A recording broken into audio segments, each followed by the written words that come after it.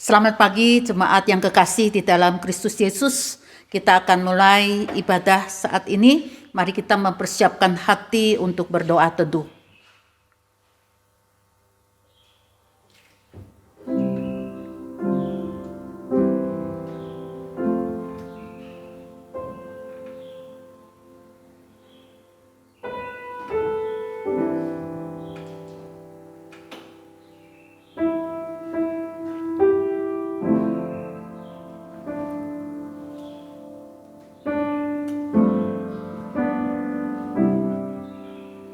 Mari kita akan masuk di dalam fotum. Janganlah kita menjauhkan diri dari pertemuan-pertemuan ibadah kita, seperti dibiasakan oleh beberapa orang. Tetapi marilah kita saling menasihati dan semakin giat melakukannya menjelang hari Tuhan yang mendekat. Amin. Mari jemaat sekalian kita mengagungkan, memuji Tuhan dengan sebuah pujian mulia bagi Allah.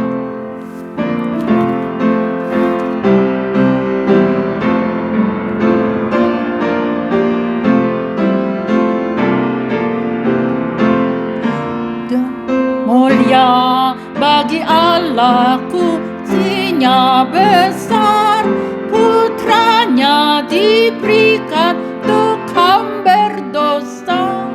Ya rela disalib bagi manusia, terbukalah pintu selamat bagiku. Pujilah, pujilah, dengarlah sabdanya. Pujilah, pujilah, umat bergiranglah menghadap Allah di antar anaknya. Genaplah penebusanmu dia baginya.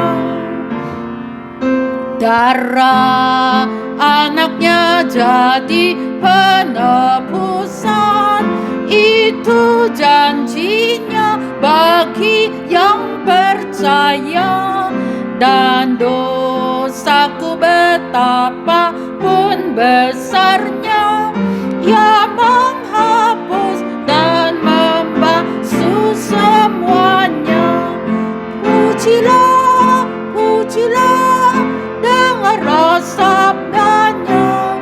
Pujilah, pujilah, umat bergiranglah menghadap Allah di antar anaknya. Genaplah penebusanmu dia baginya.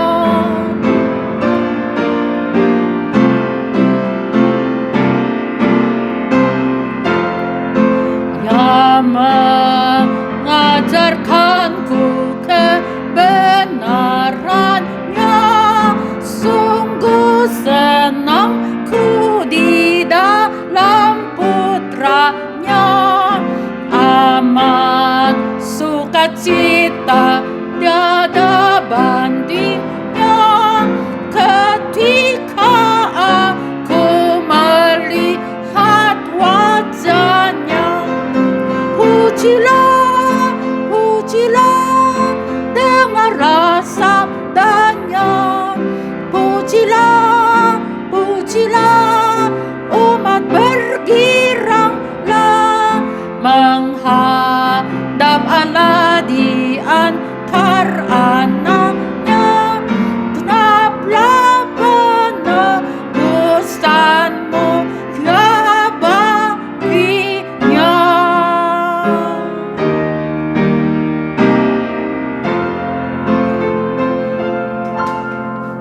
Mari saudariku, kita akan masuk di dalam doa. Bapa, kami bersyukur kiranya namamu diagungkan, dipermuliakan. Karena Engkau yang layak Bapa mendapat segala puji dan segala hormat. Bapa dalam surgawi, pimpinlah ibadah pada pagi ini agar kami menghadap hadirat-Mu dengan girang sukacita yang besar, karena kami orang berdosa diselamatkan, kami orang berdosa ditebus, diampuni oleh karena kematian-Mu di atas kayu salib. Oleh karena darah-Mu Tuhan menyucikan segala dosa kami. Kami bersyukur Tuhan untuk kebangkitan-Mu Tuhan, untuk memberikan kami satu jaminan kepastian hidup yang kekal.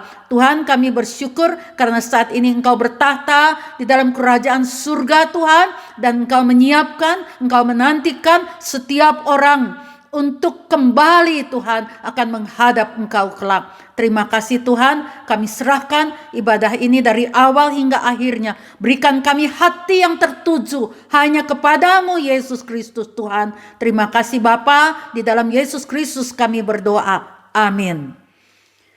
Mari saudara-saudariku, silakan duduk, kita akan memuji Tuhan kembali dari puji-pujian. Dengan iman ku dibenarkan.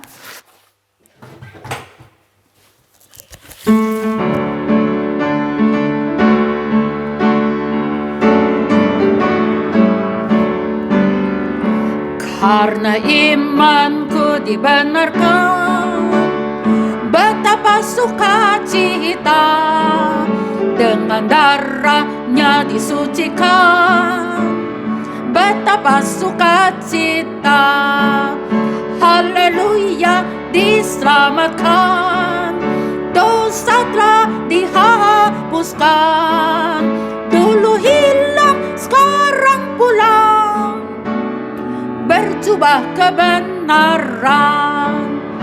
dalam Kristus tak dihukumkan, betapa sukacita, ku dinaungi kebenarannya, betapa sukacita, haleluya, haleluya, diselamatkan, dosa telah dihapuskan, dulu hilang sekarang pulang, berjubah kebenaran, ku bebas dari pengadilannya, betapa sukacita, namaku dalam kitab hayat, betapa sukacita, haleluya, diselamatkan, dosa telah dihapuskan, dulu hilang sekarang pulang,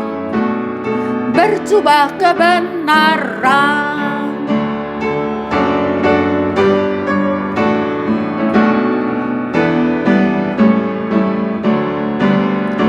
Ku takkan dihukumkan pula, betapa sukacita, kelak jasa penyelamatannya, betapa sukacita, haleluya, diselamatkan, dosa telah dihapuskan, dulu hilang sekarang pulang, berjubah kebenaran. Puji Tuhan, oleh karena iman kita memperoleh kebenaran. Ya, mari saudara-saudariku, kita akan membaca bagian daripada firman Tuhan yang diambil dari kitab Ibrani 12 ayat 1 hingga 17.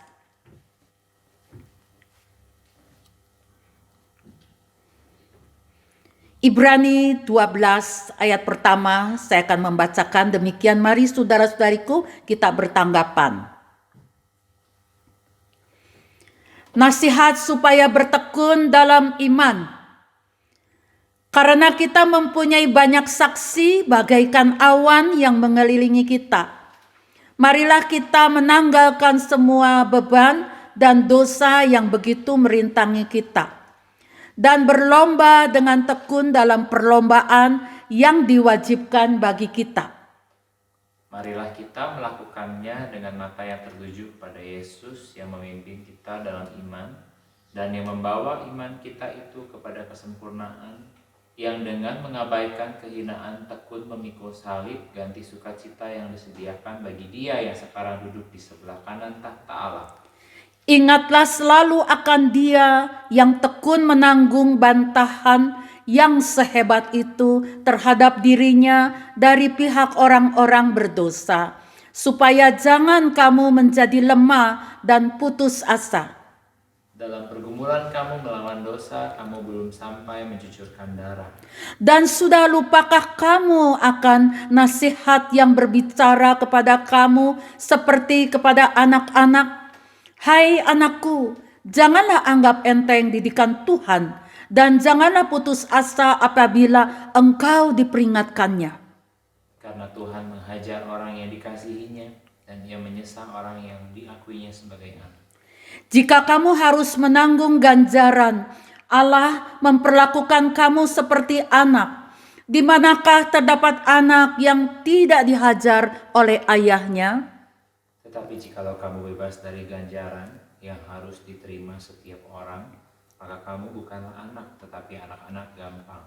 Selanjutnya dari ayah kita yang sebenarnya kita beroleh ganjaran dan mereka kita hormati. Kalau demikian, bukankah kita harus lebih taat kepada Bapa segala roh supaya kita boleh hidup? Sebab mereka mendidik kita dalam waktu yang pendek sesuai dengan apa yang mereka anggap baik. Tetapi Dia menghajar kita untuk kebaikan kita, supaya kita beroleh bagian dalam kekudusan. Memang tiap-tiap ganjaran pada waktu ia diberikan tidak mendatangkan sukacita, tetapi duka cita. Tetapi kemudian ia menghasilkan buah kebenaran yang memberikan damai kepada mereka yang dilatih olehnya. Sebab itu kuatkanlah tangan yang lemah dan lutut yang goyah. Dan luruskanlah jalan bagi kakimu, sehingga yang pincang jangan terpelecok, tetapi menjadi sembuh. Berusahalah hidup damai dengan semua orang dan kejarlah kekudusan. Sebab tanpa kekudusan tidak seorang pun akan melihat Tuhan. Jagalah supaya jangan ada seorang pun menjauhkan diri dari kasih karunia Allah, agar jangan tumbuh akar yang pahit, yang menimbulkan kerusuhan dan yang mencemarkan banyak orang. Janganlah ada orang yang menjadi cabul atau yang mempunyai nafsu yang rendah seperti Esau, yang menjual hak kesulungannya untuk sepiring makanan. Kita membaca bersama ayat terakhir. Sebab kamu tahu bahwa kemudian ketika ia hendak menerima berkat itu, ia ditolak sebab ia tidak beroleh kesempatan untuk memperbaiki kesalahannya, sekalipun ia mencarinya dengan mencucurkan air mata. Demikian biarlah saudara-saudariku kita boleh mentaati setiap firman Tuhan yang Allah firmankan, karena itu akan bermanfaat, berguna untuk kita, supaya kita tidak menjadi menyesal dan hilang kesempatan untuk keselamatan. Mari saudara-saudariku, kita akan menyanyikan sebuah puji-pujian. Seperti apa yang kau ingini.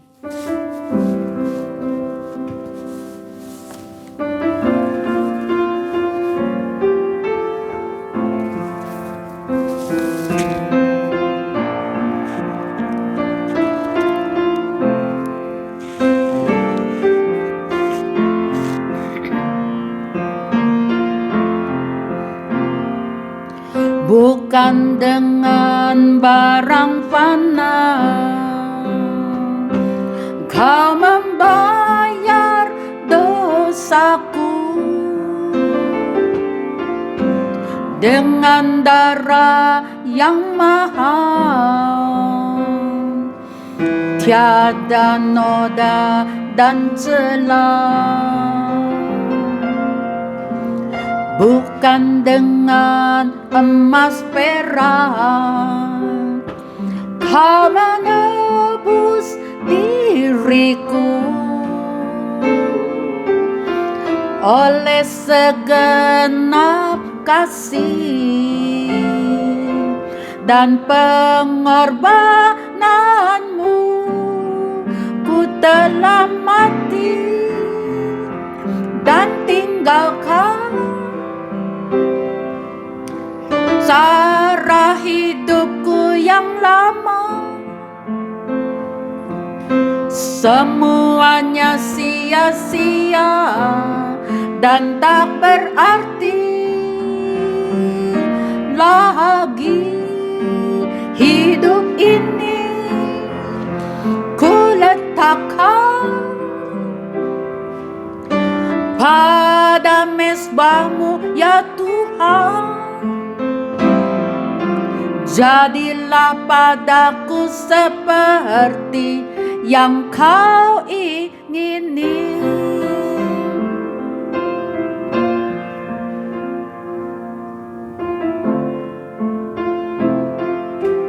Demikian saudara-saudariku, Kristus telah mati bagi kita untuk menebus kita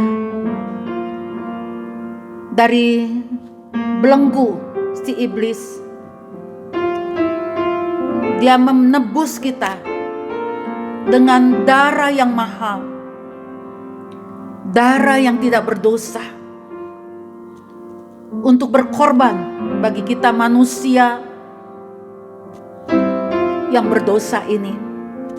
Marilah saudara-saudariku, bagi kita yang sudah ditebusnya, mari saudara-saudariku, kita mau menyerahkan hidup kita ini ke dalam tangan Tuhan. Ya. Mari kita akan sama-sama bangkit berdiri. Ada sebuah ayat di sini sebagai pengantar untuk pengakuan dosa. Perkataan ini benar dan patut diterima sepenuhnya. Kristus Yesus datang ke dunia untuk menyelamatkan orang berdosa. Dan di antara mereka, akulah yang paling berdosa. Demikian kita akan merenungkan, apakah ketika kita menyadari betapa menderitanya Kristus menebus dosa kita, apakah respon kita setelah kita dibebaskan dari hukuman, setelah kita ditebus oleh kematiannya?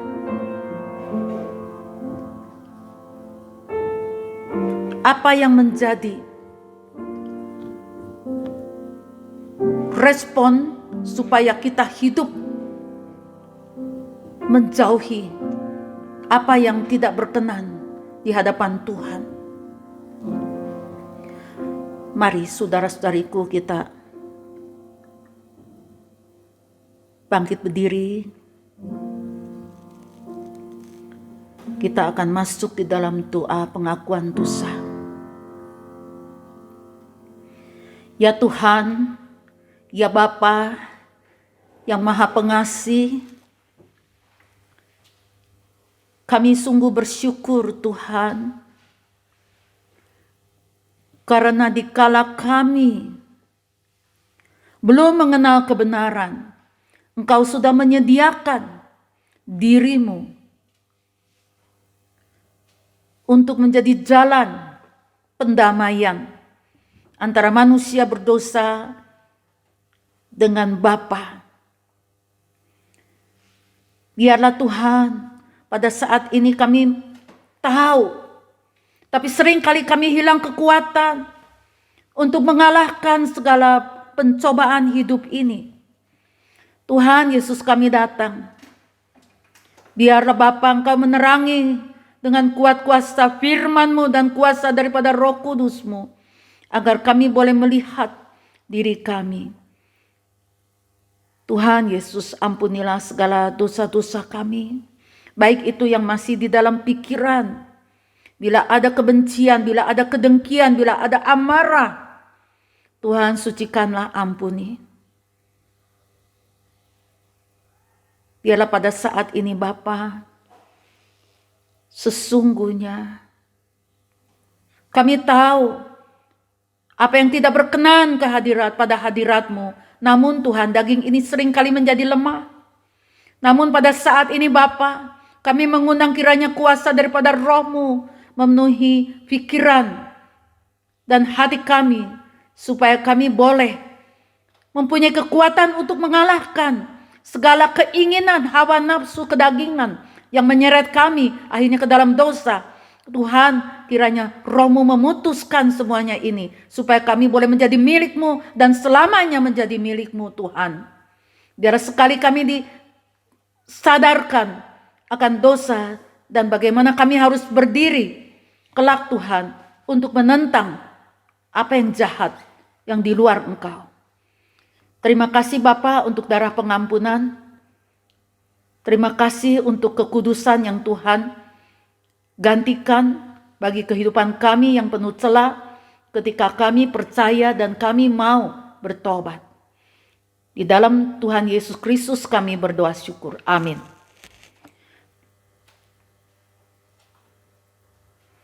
Demikian sebuah ayat pengampunan dosa diambil dari 1 Korintus 7 ayat 23.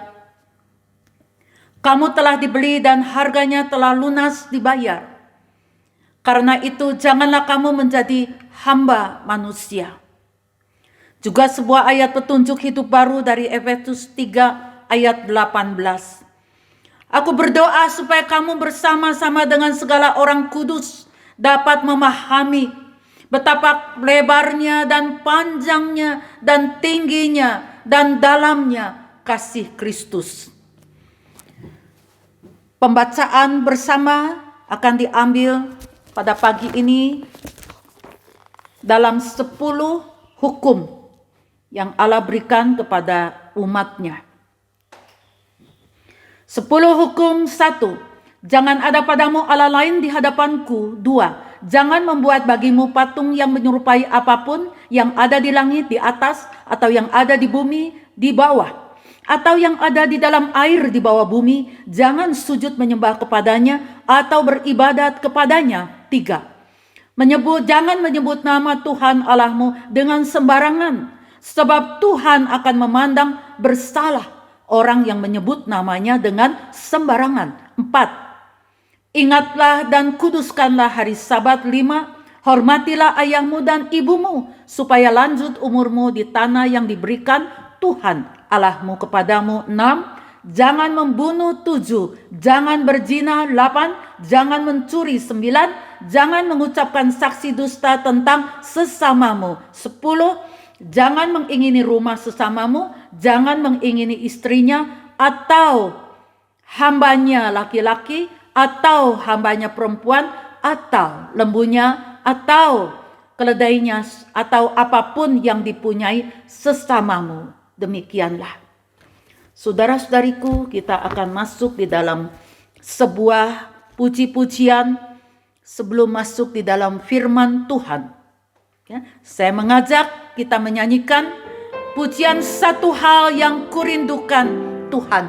Demikian, ada bahasa Inggrisnya, Deeper in Love.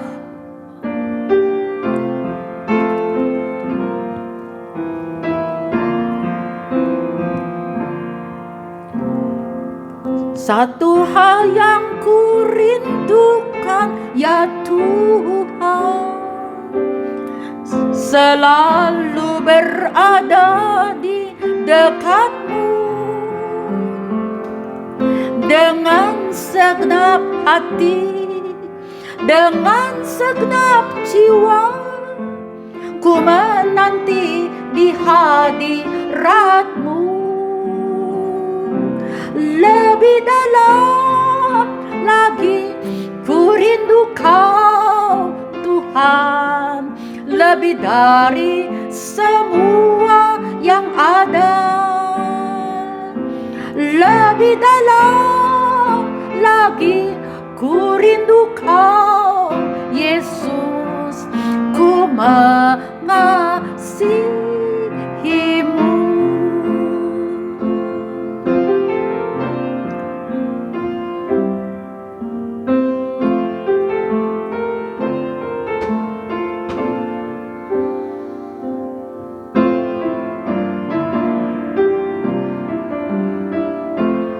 Mari saudaraku dalam bahasa Inggrisnya.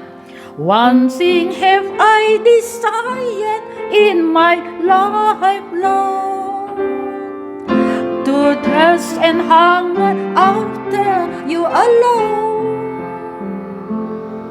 with all my heart and soul, with all my love and soul, to worship as your glory fill this place. Deeper in love with you, deeper in love with you. I love you more than anything in life. Deeper in love with you, deeper in love with you. Oh, how I love you, Lord. Lebih dalam lagi ku merindukan Tuhan.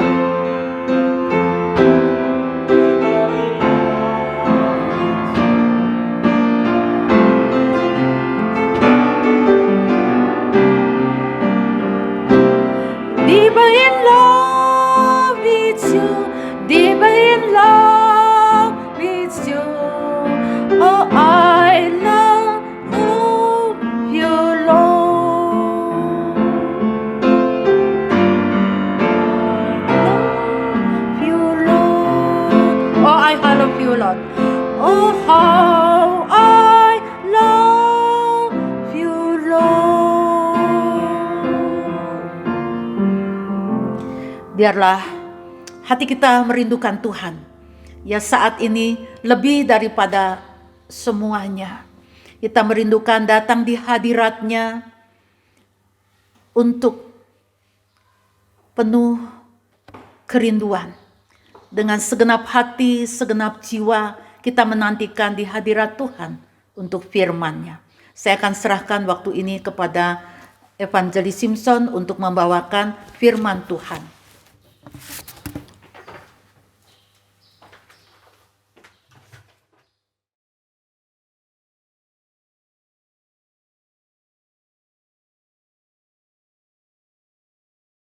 Sebelum kita merenungkan firman Tuhan, saya ajak kita berdoa pribadi.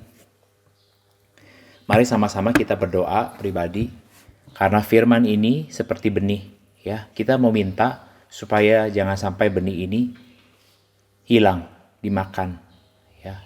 Dimakan oleh burung, jatuh di tempat yang berbatu, jatuh di tempat yang berduri sehingga benih tidak bisa bertumbuh, hilang. Mari sama-sama kita berdoa. Minta Tuhan untuk menolong kita semua memfokuskan pada firman Tuhan yang disampaikan hari ini, dan biarlah kita pegang benih itu, jangan sampai hilang.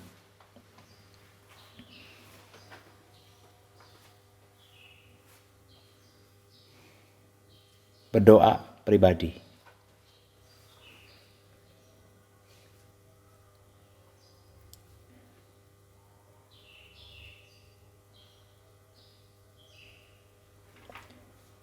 Bapa di dalam surga, terima kasih buat kesempatan pagi ini masih boleh mendengar firman Tuhan, masih boleh melihat matahari yang terbit, masih boleh punya kerinduan untuk boleh mendengar firman Tuhan. Dan biarlah ini bukan hanya sekedar kegiatan, tetapi biarlah kami menantikan firman-Mu ini Tuhan, seperti menantikan fajar pagi, seperti menantikan udara yang kami hirup.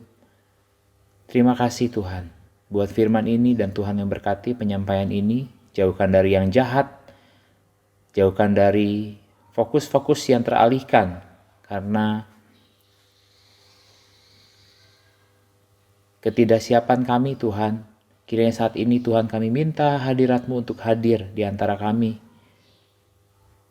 untuk membuat firman ini melekat di dalam hati kami. Tuhan berkati hamba-Mu, biar apa yang dia sampaikan adalah isi hati-Mu buat kami semua. Dalam nama Tuhan Yesus Kristus yang berdoa. Amin. Bapak Ibu sekalian, masih ingat yang minggu lalu khotbahnya apa? Kalau khotbah itu melekat, kita pasti masih ingat. Ya, khotbahnya adalah mengenai hikmat. Mengenai bagaimana hikmat diberikan Allah kepada Salomo. Ya. Dan hari ini saya ingin meneruskan, pembelajaran mengenai hikmat, ya. Saya mendengar, ya, banyak yang mengatakan begini, ya, ada beberapa orang bilang begini, Ada orang tua menegur anaknya, kamu kalau memutuskan sesuatu itu jangan pakai pikiran doang, harus pakai hikmat. Pernah nggak Anda dengar seperti itu? Ada juga yang seseorang memberikan nasihat kepada temannya, lu tuh ya, makanya gagal. Karena lu memutuskan hanya pakai pikiran, pakai otak doang. Lu harus pakai hikmat. Biar apa yang kau putuskan itu diberkati Tuhan. Hikmat. Kalau kita mikirkan soal hikmat, hari ini saya ingin bahas lebih dalam. Apa itu hikmat? Banyak orang bilang pakai hikmat, pakai hikmat, pakai hikmat. Apa sih hikmat? Untuk mengetahui apa itu hikmat, saya ingin kita melirik kepada tokoh di dalam firman Tuhan yang Tuhan katakan kepadanya diberikan hikmat paling berhikmat. Saya mau hikmat. Kita mau hikmat, betul nggak? Kalau kita mau hikmat, arahkan kepada firman yang ini. Waktu itu Salomo menggantikan Daud ayahnya. Waktu ayahnya sudah meninggal dan kemudian Salomo setelah dipersiapkan begitu rupa oleh Daud, akhirnya dia naik ke tahta. Ketika dia naik ke tahta, Salomo memulai pemerintahannya dengan luar biasa. Kalau kita perhatikan di dalam firman, dalam Amsal pasal 1 ayat 7. Ini adalah ayat yang terkenal. Takut dan hormat pada Tuhan adalah permulaan dari hikmat, permulaan dari pengetahuan. Tapi orang bodoh menghina didikan, orang bodoh menghina hikmat. Takut akan Tuhan, itu ada awal mula dari hikmat. Nah, Salomo mulai dari situ. Dia memulai dengan memerintah dengan tujuan Allah. Memerintah dengan tujuan Allah. Dia memerintah dengan memikirkan bukan dirinya sendiri, tapi apa yang Allah mau pada dirinya. Sampai satu malam, Salomo tidur, dan dalam tidurnya dia bermimpi. Dan di dalam mimpinya Allah berkata kepadanya. Ini seperti yang dikutip oleh film kartun Aladin. Sebelum Aladin ada, firman Tuhan ada duluan. Dalam mimpinya Tuhan bilang begini, Salomo, apa yang kau inginkan, aku akan berikan kepadamu. Dimodifikasi sama Aladin 3, padahal cuma 1 aslinya. Kita mau lihat sama-sama. 1 Raja-Raja 2 ayat 6 sampai 14. Saya ingin ajak kita baca bergiliran ya. 1 Raja-Raja 3 ayat 6 sampai ayat 14. Ya. Lalu Salomo berkata, engkaulah yang menunjukkan kasih setiamu yang besar kepada hambamu Daud ayahku, sebab ia hidup di hadapanmu dengan setia, benar dan jujur di hadapan engkau. Dan engkau telah menjamin kepadanya kasih setia yang besar itu dengan memberikan kepadanya seorang anak yang duduk di tahtanya seperti pada hari ini. Maka sekarang ya Tuhan Allahku, engkaulah yang mengangkat hambamu ini menjadi raja, menggantikan Daud ayahku. Sekalipun aku masih sangat muda dan belum berpengalaman. Demikianlah hambamu ini berada di tengah-tengah umatmu yang kau pilih. Suatu umat yang besar, yang tidak terhitung dan tidak terkira banyaknya. Maka berikanlah kepada hambamu ini hati yang paham menimbang perkara, untuk menghakimi umatmu dengan dapat membedakan antara yang baik dan yang jahat. Sebab siapakah yang sanggup menghakimi umatmu yang sangat besar ini? Lalu adalah baik di mata Tuhan bahwa Salomo meminta hal yang demikian. Jadi berfirmanlah Allah kepadanya, oleh karena engkau telah meminta hal yang demikian, dan tidak meminta umur panjang, atau kekayaan, atau nyawa musuhmu, melainkan pengertian untuk memutuskan hukum, maka sesungguhnya aku akan melakukan sesuai dengan permintaanmu itu. Sesungguhnya aku memberikan kepadamu hati yang penuh hikmat dan pengertian, sehingga sebelum engkau tidak ada seorang pun seperti engkau, dan sesudah engkau takkan bangkit seorang pun seperti engkau. dan juga apa yang tidak kau minta aku berikan kepadamu, baik kekayaan maupun kemuliaan, sehingga sepanjang umurmu tak akan ada seorang pun seperti engkau di antara raja-raja. Dan jika engkau hidup menurut jalan yang kutunjukkan, dan tetap mengikuti segala ketetapan dan perintahku, sama seperti ayahmu Daud, maka aku akan memperpanjang umurmu. Pertanyaan saya, di sini Daud minta apa? Di sini Salomo minta apa? Apakah Salomo minta hikmat? Jawabannya tidak. Kita teliti lagi. Saya nggak hapus ayat ini dari layar, ya. Apa yang Salomo minta? Dia kata, Salomo bilang begini, aku ini lemah, aku ini bodoh. Maka Tuhan, kita lihat nih, ini yang sangat menarik. Kita lihat di ayat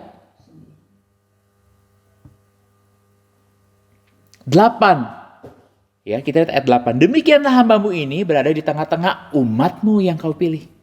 Pertama, Salomo tidak melihat kerajaannya, tahtanya itu sebagai miliknya. Dia menyebut apa? Semua orang Israel yang begitu banyak itu adalah umat Tuhan. Suatu umat yang besar, tidak terhitung banyaknya. Dan ayat 9, Salomo minta apa? Maka satu permintaan itu adalah ini. Maka berikanlah kepada hambamu hati yang faham menimbang perkara untuk menghakimi umatmu. Tuhan, berikan aku kemampuan untuk memimpin umatmu. Luar biasa ya. Untuk dapat membedakan apa yang benar, apa yang baik, dan yang jahat. Sebab siapa yang dapat menghakimi umatmu yang besar ini? Kemudian dilanjut, karena aku masih muda, aku kurang berpengalaman. Maka Tuhan, berikan aku kemampuan untuk melakukan tujuanmu, memimpin umatmu untuk mengenal Engkau. Ini yang Salomo minta. Dan apa yang Salomo minta itu dinamakan hikmat sama Tuhan. Kita lihat selanjutnya. Ayat 11, ayat 10 Tuhan bilang, lalu adalah baik di mata Tuhan bahwa Salomo minta hal yang demikian. Itu belum dinamakan hikmat, sampai Tuhan sendiri yang namakan itu adalah hikmat. Jadi berfirmanlah Allah kepadanya, oleh karena engkau minta hal yang demikian, tidak minta umur panjang, tidak minta kekayaan atau nyawa musuhmu, melainkan pengertian untuk memutuskan hukum. Dilanjutkan, maka sesungguhnya aku melakukan sesuai dengan permintaanmu itu. Sesungguhnya aku akan berikan hati yang penuh hikmat dan pengertian. Oh, jadi apa itu hikmat dan pengertian? Adalah kemampuan untuk melakukan tujuan Allah. Carilah dahulu kerajaan Allah, maka semuanya akan ditambahkan kepadamu, betul? Dan ini yang Tuhan kasih buat Salomo. Salomo tidak minta hikmat, tapi Allah memberikan hikmat sesuai dengan permintaan Salomo. Jadi permintaan Salomo itu dinamakan hikmat. Apa? Hati yang faham menimbang perkara untuk menghakimi umatmu. Bukan rakyatku. Bukan milikku. Tapi hati yang faham untuk membedakan mana yang Tuhan suka, mana yang tidak. Sebab siapa yang sanggup untuk menghakimi umatmu? Siapa yang sanggup untuk mengasihi Tuhan dan melakukan tujuan Tuhan? Jadi yang Salomo minta adalah hatinya Tuhan. Hal pertama yang saya ingin lihat adalah hati yang berfokus pada kepentingan Allah. Inilah hikmat. Keinginan Salomo untuk melakukan perintah Allah dan pengakuan Salomo atas ketidakmampuannya. Ini menghasilkan desire, passion, cinta kepada Tuhan. Saya amazed ya, saya membayangkan seorang anak ya, seorang muda ya, yang sejak kecil dididik oleh ayahnya mengatakan, ayahnya adalah raja, kau akan menggantikan papa jadi raja. Kemudian setelah dia besar dan dia jadi raja, dan pada suatu malam seorang anak usia 30 dikatakan, apa yang kau minta akan aku berikan. Tapi dia meminta kemampuan untuk melakukan tujuan Tuhan. Daud papanya sudah melakukan tugasnya. Dia menurunkan hati Tuhan kepada anaknya. Tuhan mengajarkan di sini, teguran pertama adalah, nasihat pertama adalah untuk bapak-bapak. Apakah kamu mengajarkan kepada anakmu rasa cinta? Pertama, bapak-bapak, apakah Anda memiliki rasa cinta sebesar itu? Dan kalau Anda punya, apakah Anda meneruskannya? Salomo, anak Daud, akhirnya memilih yang terpenting. Berfokus pada tujuan Allah yang mempercayakan dia pada posisi itu. Bukan miliknya, tapi semuanya adalah milik Tuhan. God and God alone. Hanya milik Tuhan. Anda mau tahu? Akhirnya Allah memberikan berkat melimpah kepada Salomo. Berkat itu mengikuti desire itu. Dan dia mendirikan bait suci bagi Allah. Ini yang kedua nih. Dia mendirikan bait suci bagi Allah yang telah diidam-idamkan oleh Daud ayahnya. Yang pertama, Allah bilang sama Daud, tanganmu sudah merah karena membunuh banyak musuh-musuhmu. Kau mempersiapkan jalan bagi Salomo untuk naik dan nanti dia yang akan bangun. Apa yang diidamkan oleh Daud dibangun oleh Salomo. Dan di dalam Alkitab begini. Dikatakan Tuhan berkenan menguduskan bait Allah yang didirikan oleh Salomo. Kemuliaan Allah hadir di situ. Dan luar biasanya lagi nggak sampai di situ aja. Bait Allah itu bukan dikuduskan oleh Allah. Tapi Tuhan berjanji untuk membuat namanya melekat pada bangsa Israel. Karena apa? Karena bait Allah itu. Makanya Allah mengatakan barang siapa datang ke baitnya dan berdoa. Hadiratku ada di situ. Hadiratku ada di situ kenapa? Karena Allah menguduskan baitnya. Kenapa? Karena Salomo punya desire. Karena rakyat yang dibawa oleh Salomo punya desire dan passion untuk mengasihi Tuhan. Karena itu Allah menguduskan dan Allah hadir di situ. Itu semua adalah sebab dan akibat. Kekudusan Allah hadir karena umatnya menghormati Dia. Allah berjanji namanya akan melekat pada Israel karena baitnya. Dia akan memberkati Israel dari bangsa-bangsa lain. Dia berjanji, Allah semesta alam berjanji akan membuat matanya dan telinganya mendengar terhadap permohonan Salomo dan bangsa Israel ketika mereka berseru padanya. Dahsyat gak? Dia akan berjanji membuka matanya dan telinganya mendengarkan ketika mereka minta tolong. Matanya akan mengawasi bangsa Israel sepanjang masa. Amazing? Luar biasa. Tapi ada syaratnya. Salomo pertama diberikan mimpi. Betul? Dan dia mengatakan permohonannya. Dan Allah datang lagi dalam mimpi yang kedua. Amazing. 1 Raja-Raja 9 ayat ke-4 sampai ke-7. Saya yang akan bacakan. Kita lihat ke layar. Mengenai engkau, Salomo, jika engkau hidup di hadapanku sama seperti Daud ayahmu, dengan tulus hati dan dengan benar, dan berbuat sesuai dengan segala yang kuperintahkan kepadamu, dan jika engkau tetap mengikuti segala ketetapan dan peraturanku, maka aku akan meneguhkan tahta kerajaanmu atas Israel untuk selama-lamanya, seperti yang telah kujanjikan kepada Daud ayahmu, dan dengan berkata, keturunanmu takkan terputus dari tahta kerajaan Israel. Amazing. Dari Daud diturunkan kepada Salomo dan dimeteraikan oleh Allah sendiri. Keturunanmu akan tetap melanjutkan sampai selama-lamanya. Ayat 6. Tetapi jika kamu ini dan anak-anakmu berbalik daripadaku dan tidak berpegang pada segala perintah dan ketetapanku yang telah kuberikan kepadamu, dan pergi beribadah kepada Allah lain dan sujud menyembah kepadanya, maka aku akan melenyapkan orang Israel dari tanah yang telah kuberikan kepada mereka. Dan rumah yang telah kukuduskan bagi namaku itu akan kubuang dari hadapanku. Maka Israel akan menjadi kiasan dan sindiran dari antara segala bangsa. Inilah kebaikan Allah. Dia datang kedua kali. Hanya untuk mengingatkan. Hanya untuk mengingatkan. Firman-Nya datang kedua kali. Jadi kalau kita dengar firman sekali, itu adalah teguran. Kalau kita dengar firman yang sama kedua kali, itu adalah belas kasihan Allah untuk memberikan nasihat kepada kita yang sama. Untuk membuat kita mengukur diri. Sudahkah kita lakukan itu? Ini adalah peraturan Allah. Ini adalah terms and condition. Syarat. Kalau kita beli barang, kita lihat ya, ada TNC-nya. Terms and condition. Kalau kita mau mengklaim, misalnya insurance, kita lihat klausanya. Ada terms and condition. Sehingga uang bisa diklaim. Sehingga pengobatan bisa diklaim. Ada syarat dan ketentuan. Syaratnya apa? Kita lihat dalam ayat yang tadi kita temukan 2 syarat. Yang pertama, tulus hati. Maksudnya apa tulus hati? Jika engkau berbuat sesuai dengan segala yang kuperintahkan kepadamu, tulus. Kalau ada firman, tidak bertanya, do it. Kalau ada firman berkata, kasihlah samamu seperti dirimu sendiri, do it. Think about yourself when you think about others. Kemudian yang kedua, hati yang bergantung pada kebenaran. Ini yang Tuhan berikan kepada Salomo. Maksudnya apa hati yang bergantung kepada kebenaran? Jika engkau mengikuti segala ketetapan dan perintahku, maka berkat itu, bukan kamu yang mengejar berkat, berkat yang kejar kamu. Amin? Amin.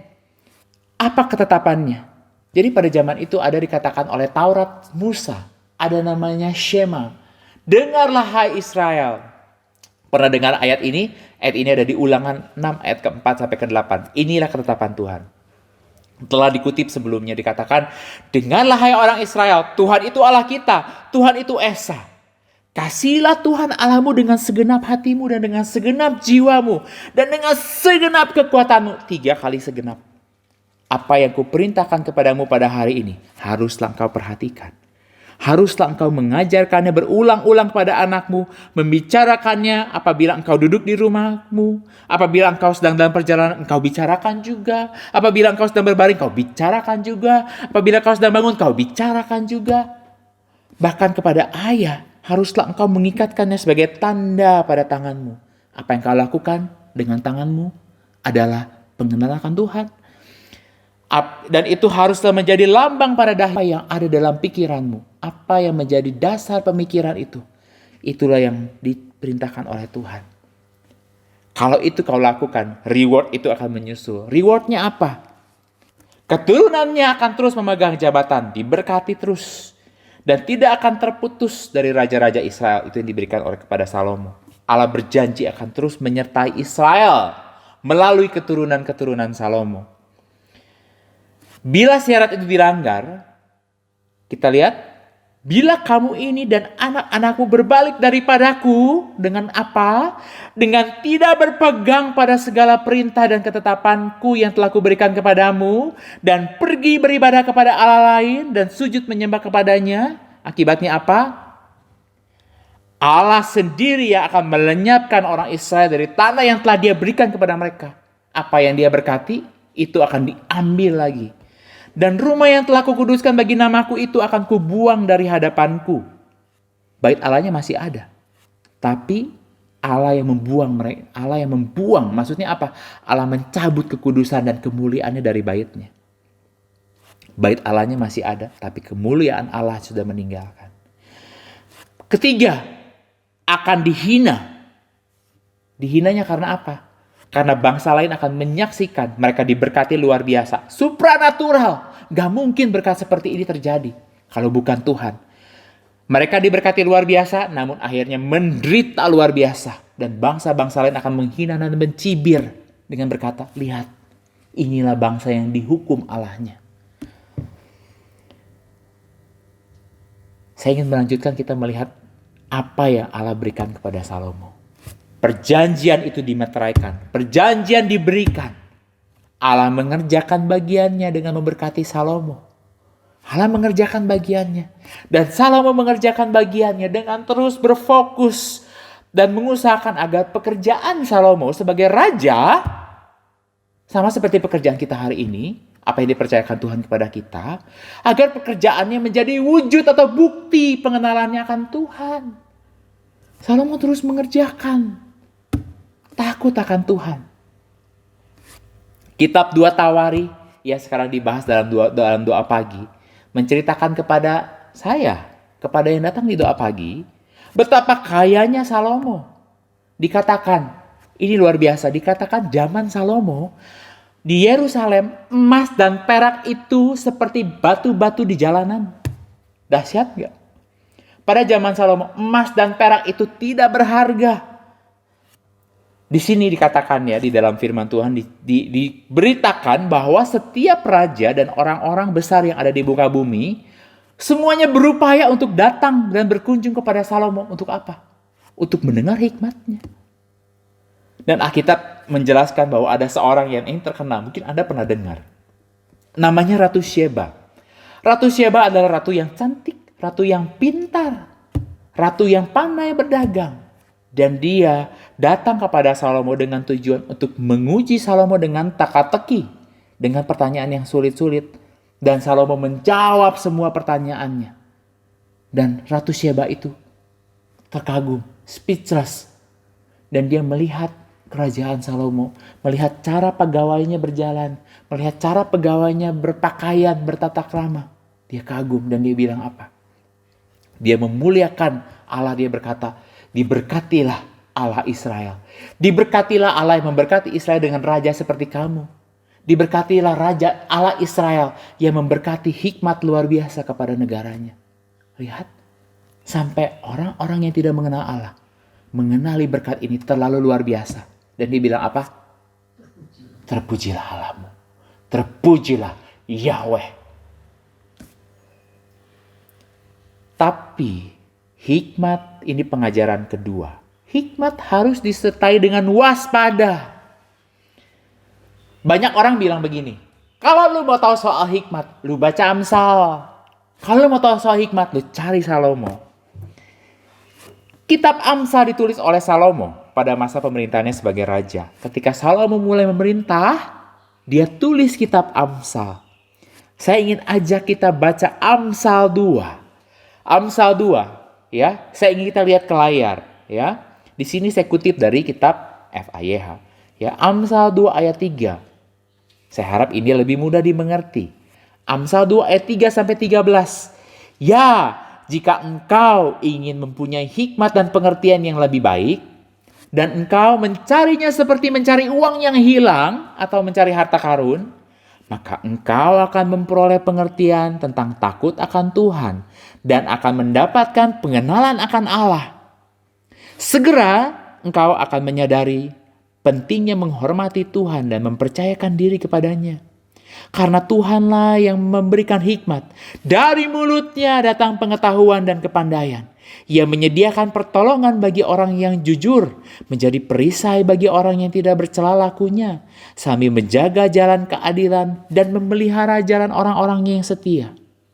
Ia menunjukkan bagaimana membedakan yang benar dan yang salah, bagaimana mengambil keputusan yang benar setiap saat, karena kebijaksanaan dan kebenaran akan memasuki hatimu dan memenuhi hidupmu dengan sukacita. Kebijaksanaan akan memelihara engkau, kepandaian akan menjaga engkau. Engkau akan diberi kesadaran untuk menjauhkan diri dari orang-orang yang jahat, yang menghendaki engkau agar menjadi sekutu mereka dalam kejahatan mereka. Siapa?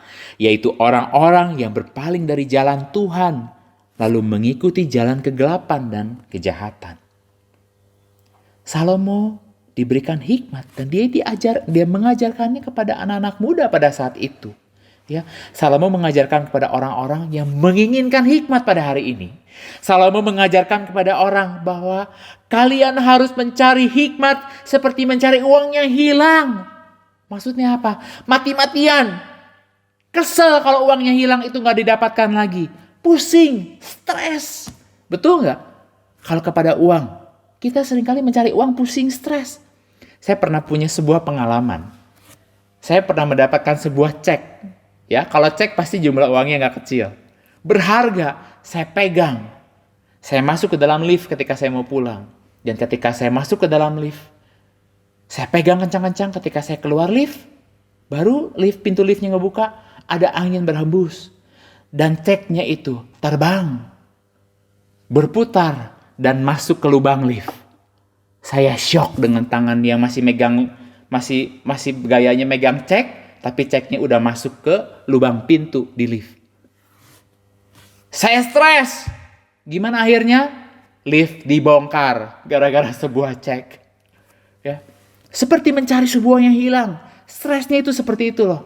Seperti itu juga Anda harus mencari hikmat. Kalau Anda mau butuh hikmat. Cari hikmat seperti harta karun. Maksudnya gimana? Saya memikirkan dulu ketika saya nonton film, baca buku Captain Kidd ya. Ketika saya nonton film Captain of Caribbean ya. Bagaimana cara cari harta karun? Itu ya, peta yang udah sobek-sobek itu dilukiskan ulang ya. Kemudian peta yang dengan bahasa asing itu diterjemahkan, dicari clue-nya, jangan sampai meleset. Oke, bahasa aslinya begini. Mungkin bahasanya udah gak eksis lagi pada saat itu. Dia cari sampai ditemukan. Makna peta itu apa? Mungkin ketika seorang mencari harta karun, dia akan tinggalkan keluarganya. Dia akan tinggalkan pekerjaannya demi harta itu. Cari hikmat seperti cari itu, Salomo bilang. Dan luar biasanya, nih, menarik sekali. Cari hikmat, dan setelah hikmat didapat, apa yang dikatakan firman? Kau akan dapat pengertian tentang takut akan Allah. Serta setelah mencari dengan mati-matian itu, apa yang didapat? Takut akan Allah. Dan mendapatkan pengenalan akan siapa kita di hadapan Allah.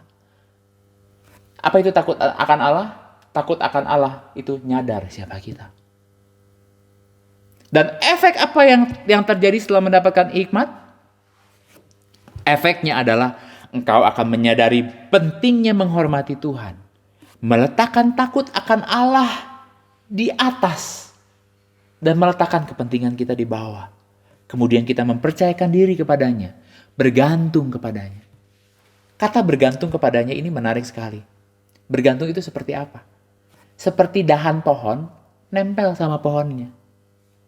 Seperti buah nempel sama ranting. Kalau ranting melepaskan dirinya, apakah ranting itu bisa hidup? Dia pasti mati. Seperti itu juga ketika Salomo berkata kepada yang mendengarnya, kepada kita hari ini. Nempel sama Allah. Jangan pernah sedetik pun lepas pikiran kita daripada memikirkan apa yang Allah suka ya. Ketika saya putuskan ini, Allah suka gak ya? Ketika saya lakukan itu, Allah suka gak ya? Kalau kita salah, segera minta ampun. Namun ironisnya,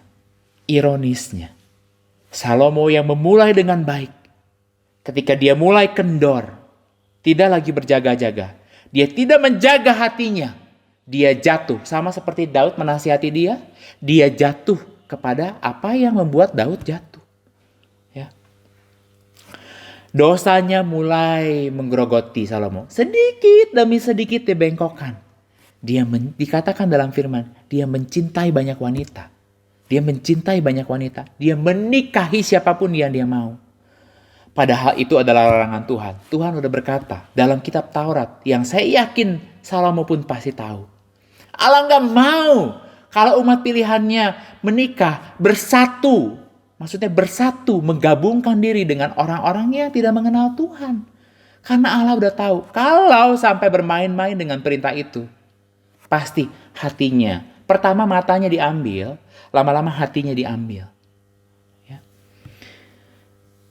Salomo diberikan kuasa, dan dengan kuasa yang diberikan kepadanya, dia menyakiti hati Tuhan. Dan dengan memberikan larangan itu sebagai bukti kasihnya. Salomo menikahi 700 orang istri dan 300 gundik. Ya. Bapak Ibu sekalian, kita semua dilahirkan berbeda. Betul, saya dulu pernah khotbahkan. Ya. Setiap orang punya, gak ada yang sama. Saat ini di dunia ini, Anda tahu ada berapa orang yang hidup?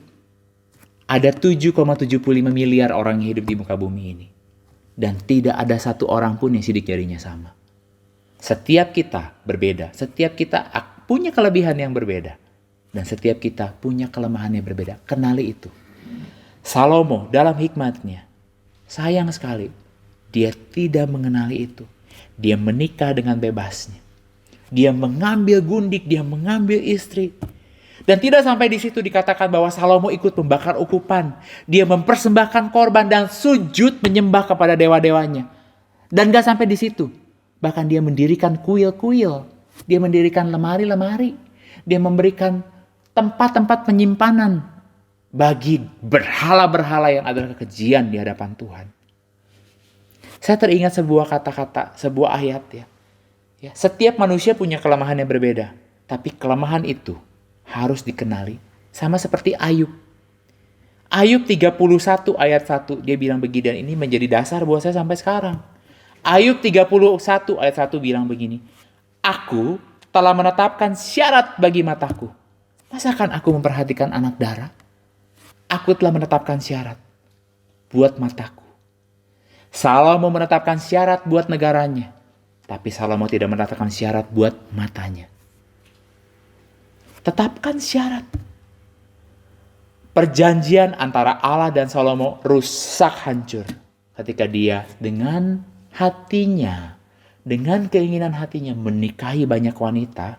Dan dikatakan pada masa tuanya, wanita-wanita itu membawa hati Salomo untuk menyembah dewa-dewa mereka.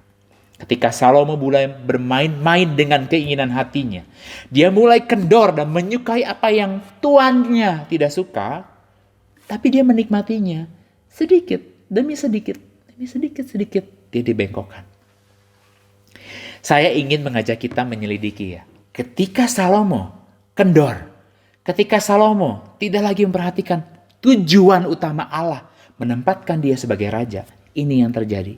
Yang pertama adalah Allah membangkitkan Hadad. Siapa Hadad? Hadad itu adalah seorang raja. Dia adalah Raja Edom. Dulu pada zaman Daud, Daud berperang menghadapi Hadad. Dan akhirnya kerajaan Edom dikalahkan. Dan akhirnya Daud membunuh semua raja. Semua keturunan raja. Tapi ada satu yang terluput. Namanya Hadad. Dia lari ke Mesir. Dan di sana dia hidup bersama dengan Firaun. Satu hari ketika Hadad mendengar Daud sudah meninggal. Hadad bangkit karena Hadad hidup dengan kebencian kepada Israel. Hadad bangun dan kembali kepada, dia berkata kepada Firaun, Firaun, aku mau kembali ke negeri Edom, negeri ayahku. Firaun katakan, kenapa? Aku mau kembali ke sana untuk kembali memerintah. Perlu Anda ketahui kalau Edom itu adalah bagian utara dari Israel. Dan akhirnya karena Hadad pulang ke Edom, hilanglah daerah jajahan utara Israel. Hal kedua, Allah membangkitkan Rezon. Rezon itu siapa? Rezon itu adalah Raja Damsik. Dulu ketika Daud masih berkuasa, dia berperang melawan Damsik. Dan Damsik dikalahkan, Daud bunuh semua orangnya. Tapi Rezon masih hidup. Dan Allah membangkitkan kembali Rezon setelah Daud meninggal. Dan Rezon kembali ke Damsik, membebaskan bagian utara dari kekuasaan Salomo. Jadi kalau tadi Hadad bagian selatan, Rezon di bagian utara. Jadi apa yang dulunya Allah lindungi, apa yang Allah sudah berikan kepada Daud, dicabut dari Salomo. Yang ketiga, Allah membangkitkan Yeroboam. Yerobeam adalah, Allah membangkitkan Yerobeam. Ini menarik sekali. Siapa Yerobeam? Yerobeam adalah seorang pemuda yang pemberani, perkasa. Dia rajin, dia cekatan, dia pintar mengatur orang, dia pintar membawai orang. Awalnya Salomo percaya padanya. Salomo mempercayakan banyak proyek-proyek kepada Yerobeam karena dia adalah orang yang luar biasa. Keren. Sampai satu hari, Nabi Abiya datang kepada Yerobeam dan mengurapi Yerobeam untuk menjadi raja atas 10 suku Israel. Suku Israel ada 12. Ya. Yang satu itu suku Lewi. Dan yang 11 itu diperintah oleh Salomo. Dan Nabi Abiya datang kepada Yerobeam dan berkata, kau akan menjadi raja atas 10 suku Israel. Berarti yang disisakan untuk Salomo hanya 1. Salomo sangat marah dan dia mau membunuh Yerobeam. Salomo yang dulunya menyukai Yerobeam jadi membenci dan ingin membunuh Yerobeam. Instead of bertanya kepada Tuhan, why? Daripada bertobat dan bertanya kepada Tuhan, kenapa ini terjadi? Dia malah marah mau membunuh Yerobeam. Mirip siapa? Mirip Saul. Masih ingat siapa Saul? Salomo dalam hikmatnya tidak mencari Tuhan. Salomo akhirnya Salomo terjerumus dalam dosanya. Semakin dalam, semakin dalam, semakin dalam. Jadi pertanyaan saya, apakah hikmat itu tinggal sendiri? Tidak. Hikmat atau kepandaian atau berkat Tuhan atau pikiran Allah atau hati Allah itu harus disertakan dengan hal yang lain, yaitu waspada. Waspada akan apa? Waspada karena akan banyak yang akan menyerongkan hati kita yang mengatakan mengasihi Tuhan. Johannes Calvin mengatakan bahwa sebagai ciptaan kita terikat pada kewajiban mutlak untuk taat pada Sang Pencipta. Dan Westminster Catechism berkata, apa tujuan akhir dari manusia? Tujuan akhir dari manusia adalah memuliakan Allah dan menikmati Dia untuk selama-lamanya. Yang Allah inginkan dari Salomo, yang Allah inginkan dari kita adalah ketaatan mutlak dan terus-menerus kepada siapa? Kepada Sang Pencipta. Kenapa? Dikatakan oleh Johannes Calvin, seorang bapak gereja, kita adalah ciptaan. Alkitab juga mengatakan, hai ciptaan, takutlah kepada penciptamu. Saya kemarin melihat Wewe datang ke kamar saya. Dia bawa sebuah mobil-mobilan. Dia bilang, ini RC atau remote control. Mobil-mobilan remote control. Dia tunjukkan kepada saya mobil-mobilan remote control itu. Dan mobil-mobilan itu menarik sekali. Mobil remote control itu jadi roda depan, roda belakang. Roda depan itu bisa muter. Dan dia tunjukin mobilnya maju mundur, dan ketika maju mundur, muter-muter rodanya, dia bisa jungkir balik mobilnya. Ada lampunya, keren. Dia majuin, dia mundurin, dia tabrakin ke tembok, dia tabrakin ke ranjang saya, dia mundurin, dia putar-putar. Keren ya. Wah, dia mainkan terus, dan berhari-hari dia mainkan itu. Saya merenungkan. Wewe diberikan hadiah itu sama orang tuanya. Orang tuanya memberikan hadiah itu buat apa? Buat kepuasan ponakan saya kan? Dan ponakan saya bebas untuk majuin, mundurin, putar-putar rodanya. Ini hanya, saya membayangkan seperti ini ya. Saya membayangkan kalau satu hari mobil remote control itu bilang sama saya, Pak Simpson, boleh nggak tolong bilang sama Wewe? Saya itu ketika dimundur, majuin, ditabrak-tabrakin tembok tuh pusing, pening sampai ke hati. Kemudian ketika itu ban diputer-puter sambil saya jalan itu pusing, menyakitkan sekali. Tolong bilang sama Wewe, jangan disakiti ya saya. Aneh nggak? Kemudian saya membayangkan lagi ketika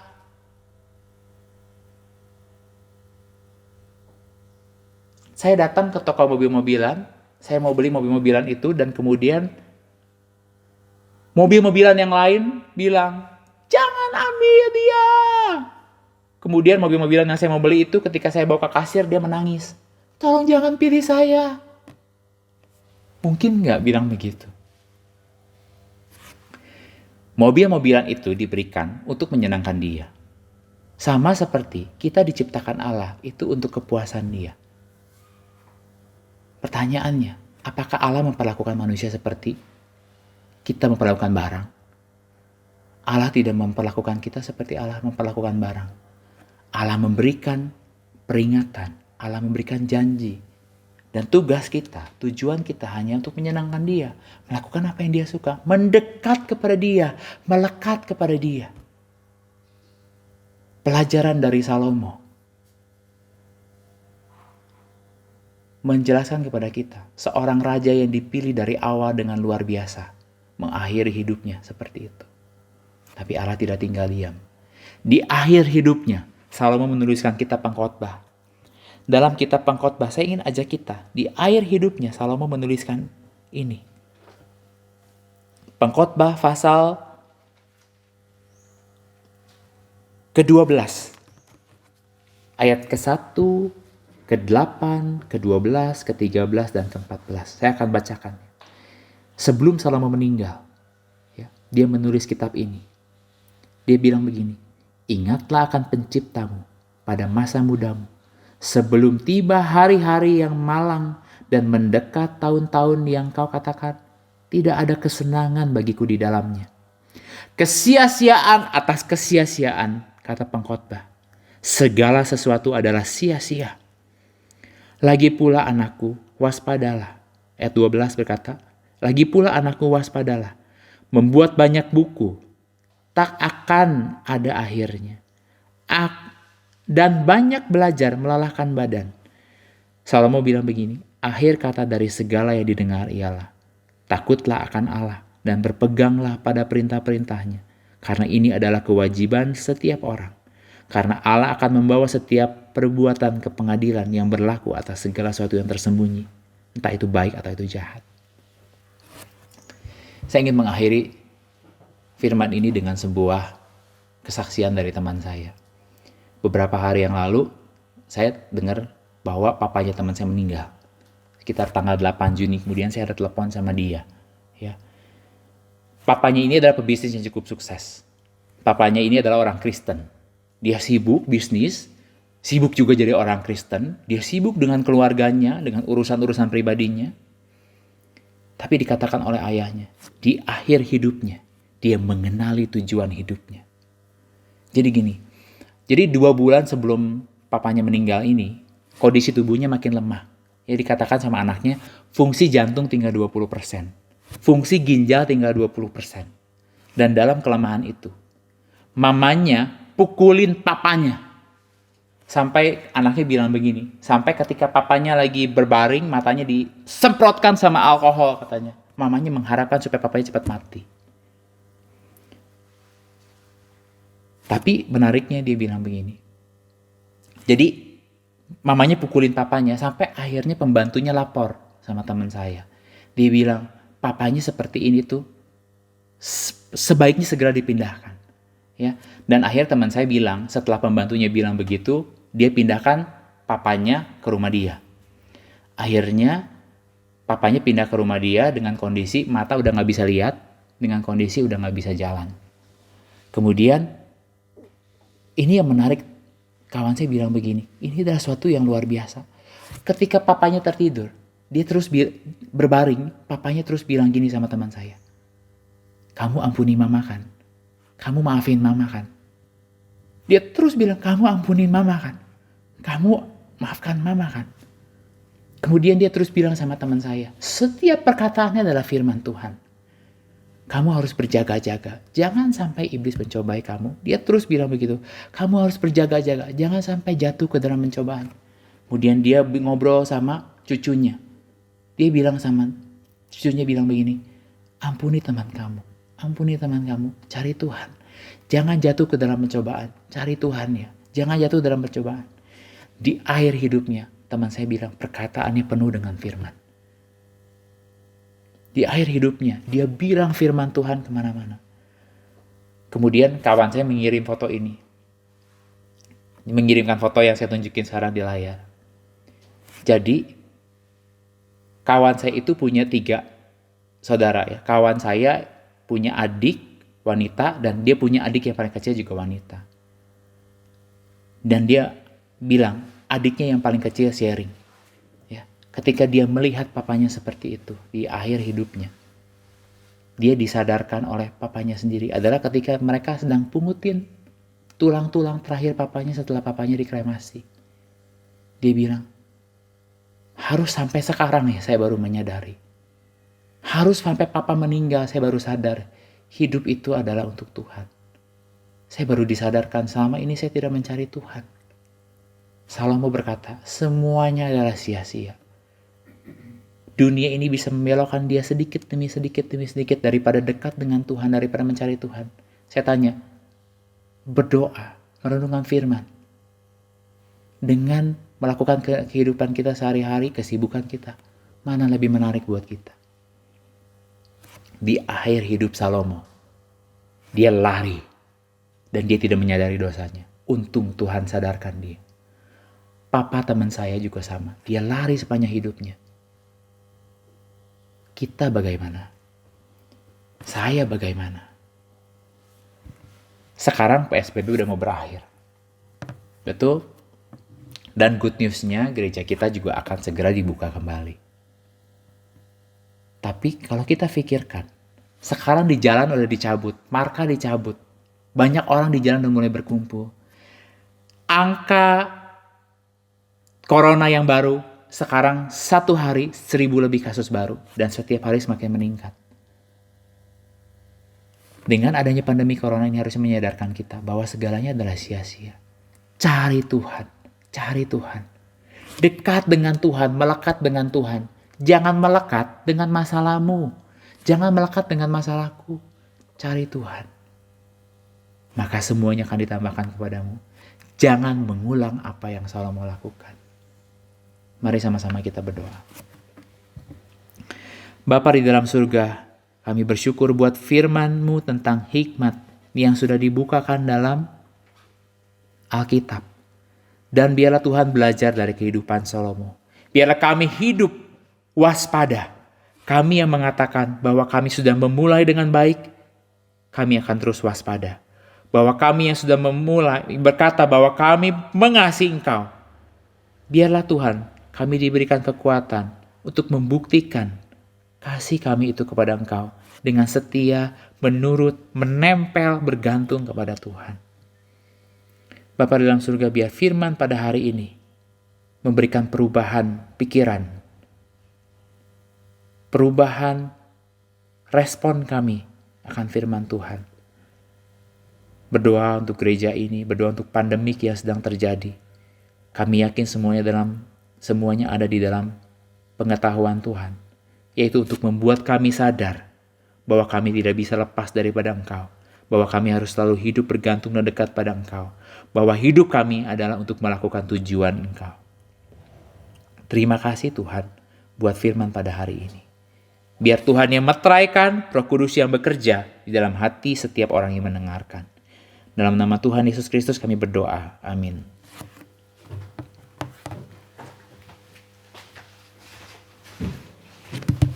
Terima kasih untuk firman yang telah disampaikan, yang boleh kata sudah meng-follow up ya firman yang minggu lalu saya bawakan mengenai awal daripada hikmat adalah takut akan Allah.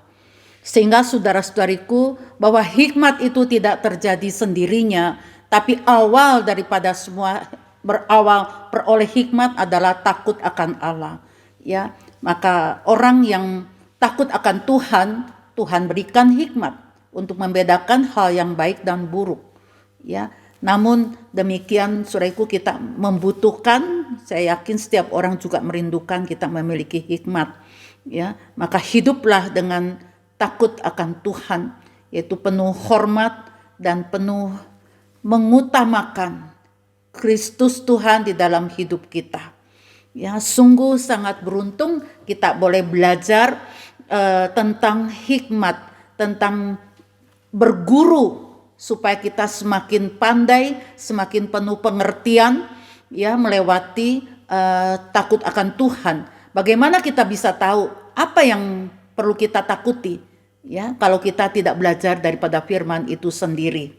Ya, maka kiranya diberkatilah saudara-saudariku yang tetap memegang teguh ketetapan firman Tuhan dan sekaligus bukan menganggapnya sebagai ilmu pengetahuan firman Tuhan itu, tapi merupakan satu pengenalan yang perlu ditaati, sehingga itu sekaligus akan menjadi satu bagian untuk kita alami di dalam hidup ini, yaitu hidup bahagia. Karena Allah seringkali berfirman, berbahagialah orang yang melakukannya. Demikian kiranya Tuhan memberkati bagi Anda yang menjadi pelaku-pelaku daripada firman Tuhan. Saudara-saudariku, kita akan masuk di dalam satu puji-pujian untuk mempersiapkan diri kita masuk di dalam pemberian. Pemberian merupakan satu kesempatan saudaraku kita untuk menyatakan rasa syukur terima kasih kita ke hadapan Tuhan. Marilah saudara-saudari yang rela, yang penuh keikhlasan, ya, sekalipun kita di rumah, mari kita dengan hati memberi, dengan sikap mereponi kasih Tuhan, memberi persembahan. Sementara persembahan kita bisa salurkan melewati untuk transfer kepada rekening yang tercantum namanya di depan layar ini. Bagi Anda yang tidak memiliki fasilitas perbankan, Anda boleh menyimpan di dalam sebuah amplop, ya, diberi tanggal mungkin. Ya, setiap hati yang kita responi, kita memasukkan persembahan, kelak ketika gereja buka, kita bisa membawanya. Ya. Mari saudara-saudariku, kita akan menyanyikan pujian, ku mau serahkan semua milikku. Ku mau serahkan semua milikku, sungguh ku rela kepadamu. Kasih-Mu besarlah, ku serahkan diriku, jiwa dan hatiku ku serahkan. Ku mau serahkan waktu hidup agar dipimpin ya Tuhanku. Sabdalah padaku untuk jalan sertamu, kini dan selamanya ku tak mundur.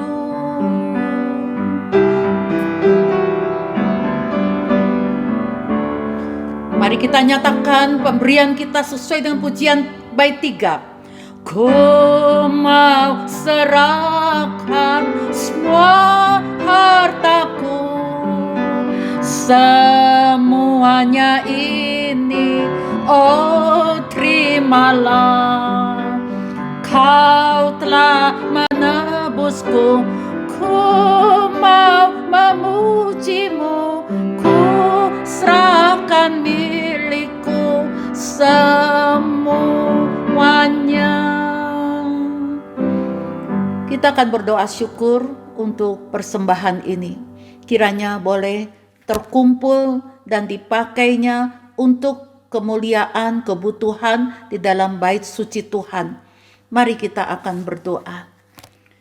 Tuhan Bapa di dalam surga, kami bersyukur kami masih memiliki kesempatan untuk bisa memberi, untuk boleh memperhatikan kebutuhan bait suci Tuhan. Bapa, di tengah-tengah pandemi yang sudah beberapa bulan ini, mungkin ada banyak kesulitan-kesulitan yang tidak seperti biasanya. Mungkin penghasilan kami tersendat, berkurang. Namun Bapak, kami masih tetap bersyukur bila di tengah-tengah kesulitan ini kami masih bisa dengan setia menyisihkan bagian yang selayaknya memang kami berikan bagimu Bapak. Tuhan, kami bersyukur bila kami masih bisa memberikan persembahan syukur, bisa memberikan persembahan rutin, bisa memberikan persembahan persepuluhan untuk kerajaan-Mu ini Tuhan, untuk mengingat segala kebutuhan-kebutuhan pekabaran Injil ini. Tuhan Yesus, kiranya sesuai di dalam segala janji-Mu Bapa, biarlah semua hati yang mengasihi Engkau dengan bersikap di dalam pemberian ini, biarlah Tuhan yang menguduskan uang-uang yang sudah terkumpul. Biar Tuhan yang memberkati Bapa perjalanan hidup kami, kebutuhan hidup kami, kesehatan, kesejahteraan, keamanan. Biarlah Tuhan Yesus, Engkau memberkati kami semuanya. Terima kasih Bapa, di dalam Yesus Kristus kami bersyukur. Amin. Saudara-saudariku, ada sedikit pengumuman, ya, yaitu kita perlu mendoakan untuk persiapan gereja yang akan segera untuk membuka kembali, ya, gerbang pintu rumah Tuhan untuk menyambut setiap pendatang yang berbakti. Ya, doakan untuk semua persiapan dari para pengurus, rekan-rekan untuk dibukanya kembali ibadah dalam kebaktian di Gereja Injili Keluarga Kristus. Ya. Setiap minggu pagi jam 7.30 kami adakan ibadah. Dan untuk sementara kita akan adakan hanya satu kali ibadah, yaitu 7.30 pagi. Dan semua rekan-rekan guru-guru sekolah minggu kita akan ajak dalam kebaktian umum. Dan untuk sementara kebaktian sekolah minggu kita masih tunda dalam secara online dahulu. Dan kemudian nanti akan diberitakan bila sudah akan dimulai untuk anak-anak dan remaja. Ya, demikian saudara-saudariku, kita akan berdoa syafaat. Di antaranya kita akan juga menaikkan doa bagi mereka yang sakit, ya, beberapa yang masih di dalam kelemahan tubuh, ya, kita doakan juga untuk ibu dari guru sekolah minggu Susin, ya, yang dirawat di rumah sakit Boromius, ya, kita akan doakan juga buat ibu Cinghua yang masih ada sakit-sakit dalam persendian bagian kaki, juga Ibu Rita. Ya, demikian saudara-saudariku, kita akan berdoa juga buat pemerintah kita, ya, Bapak Presiden, biar diberikan kebijaksanaan bagaimana bertindak lanjut, ya, di dalam new normal ini, ya. Mungkin ada segi positif dan negatif, ya, namun diberikan kesadaran bagi rakyat Indonesia. Ya, mari saudara-saudariku, kita akan doakan, kita akan berdiri bersama untuk berdoa syafaat. Tuhan Allah Bapa di dalam surgawi, kami doakan Tuhan untuk keadaan kondisi jemaat selama dalam pandemik ini. Tuhan, kiranya Tuhan juga Engkau memberikan mereka sehat, memberikan mereka juga ibadah, membawa mereka hati rohani mereka juga bertumbuh Tuhan di dalam iman, di dalam kasih, dalam pengharapan akan Engkau. Tuhan, pimpin Bapa. Kami juga doakan untuk keluarga-keluarga jemaat yang mengalami sakit penyakit. Tuhan, ada untuk ibunya Susin, Tuhan juga Engkau memberi kekuatan yang sedang dirawat di Rumah Sakit Bromios. Tuhan, kiranya Engkau juga memulihkannya. Kami doakan juga untuk Ibu Cingfa dan Ibu Rita yang terserang penyakit sendi pertulangan bagian kaki. Kiranya Tuhan juga Engkau memulihkan sehingga mereka akan kembali bisa Tuhan melaksanakan aktivitas, dan kemudian waktu gereja dibuka nanti biar mereka juga boleh bersama untuk datang beribadah. Tuhan, kami doakan untuk orang-orang yang lanjut usia di gereja. Tuhan juga berikan mereka imun yang kuat, orang-orang muda juga imun yang kuat, anak-anak remaja semua, supaya di musim seperti pandemik ini Tuhan, kami dibebaskan juga dari wabah-wabah. Tuhan, kiranya Tuhan Kau memberkati Tuhan persiapan-persiapan yang akan dilakukan nanti Tuhan untuk pembukaan kembali ibadah Tuhan, supaya lancar dan tidak mengalami kesulitan-kesulitan. Tuhan, pimpinlah setiap jemaat mempunyai kerinduan untuk datang kembali ke gereja, berbakti di rumah Tuhan. Tuhan, untuk dengan penuh segala hormat datang di hadirat-Mu.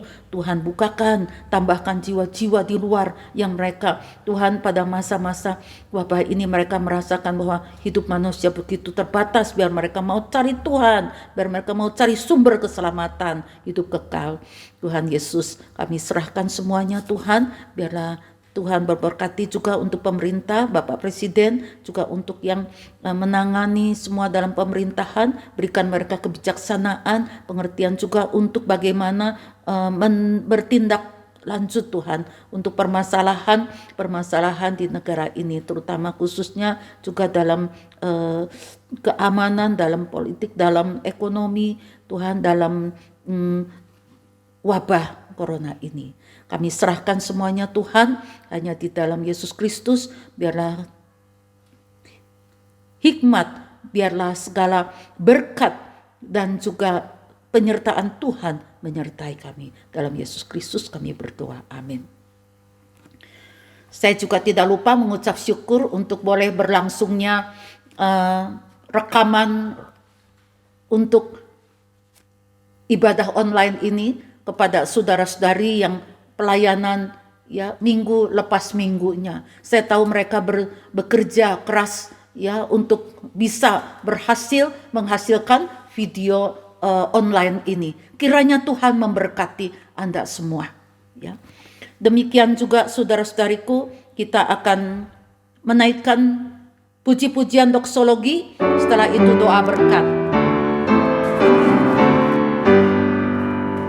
Puji Allah Bapa Putra, puji Allah Roh Kudus, ketiganya yang esa, Pohon selamat sumber berkah.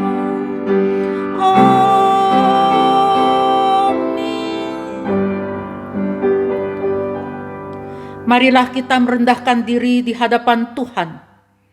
Biarlah Allah memberkati, menurunkan berkat buat kita semua yang merindukannya. Kita menyatukan hati, kita akan menerima doa berkat. Semoga Allah sumber pengharapan memenuhi kamu dengan segala sukacita, damai sejahtera dalam iman kamu, supaya oleh kekuatan daripada Roh Kudus kamu berlimpah-limpah di dalam pengharapan. Tuhan memberkati engkau dan melindungi engkau. Tuhan menyinari engkau dengan wajah-Nya dan memberi engkau kasih karunia. Tuhan menghadapkan wajahnya kepadamu dan memberikan engkau damai sejahtera dari sekarang sampai selama-lamanya, dengan hikmat, dengan kekuatan yang berasal dari Dia. Amin.